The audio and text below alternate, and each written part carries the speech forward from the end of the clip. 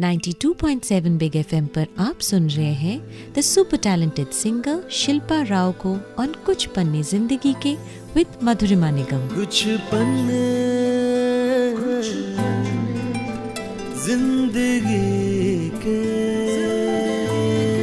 सब नई नई आवाजें हैं, तो ये क्यों कहा जाता है कि उनमें एटीट्यूड है, वो समय पे नहीं आते हैं, गाना सीखते नहीं है, ऐसा क्यों कहते हैं लोग? I don't know, I'm hearing this for the first time.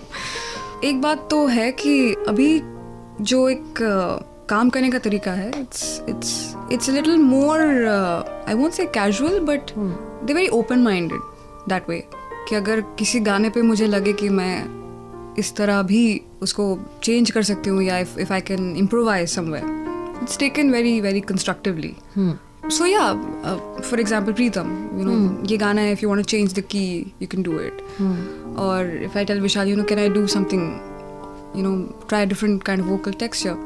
So yes, it's much more experimental. People are more open-minded. So ये case मुझे काफी दिखता है, but I don't think it's unprofessional. Like I think it works both ways. Sometimes Vishal calls up, can you come at this point? I said, yeah, why not? So, sorry, Shilpa, we are getting delayed. We'll make it tomorrow. It's okay. As long as there's that mutual understanding and you respect each other's space. So I think that's it. आप जब अभी सबके नाम ले रहे हैं तो आप किसी के नाम के साथ जो एक सफिक्स रहता है जी, वो नहीं लगा रहे। मैं आपको अपना एक किस्सा बताती हूँ। जब मैं पहले बॉम्बे में आई थी तो कुणाल कोहली के साथ मेरा पहला काम था एज एन असिस्टेंट डायरेक्टर। और मैं जब कुणाल से मिली तो मैंने कहा, क्योंकि हमको सिखाया गया है कि सबको जी बोलो, जी बोलना है जी। तो मैंने भी उनको कहा कुणाल जी। तो कहते किसको जी बोल रहे हो, कौन है यहाँ जी?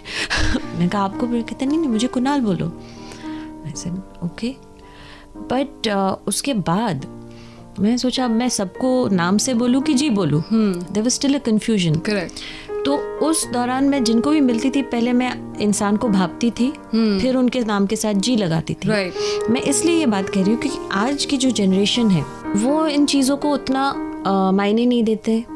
एंड एक जो कैजुअल और एक कंफर्ट लेवल जो आ गया है काम में, वो बहुत अच्छा है कि आप किसी के साथ जब काम कर रहे हो तो आप एक अंडरस्टैंडिंग के साथ काम कर रही है। ये नहीं कि आप डर डर के काम कर रही हैं कि सामने वाला आपके शायद सीनियर है, बहुत सीनियर है, और पर एट द सेम टाइम आपको पता है कि आप जिस कला के साथ, जिस हुनर के साथ आई हैं, यू आर कॉन्फिडेंट एंड आप वो पेश कर पाएंगे। पर पहले क्या था कि सीनियरिटी की वजह से लोग दबाए जाते थे।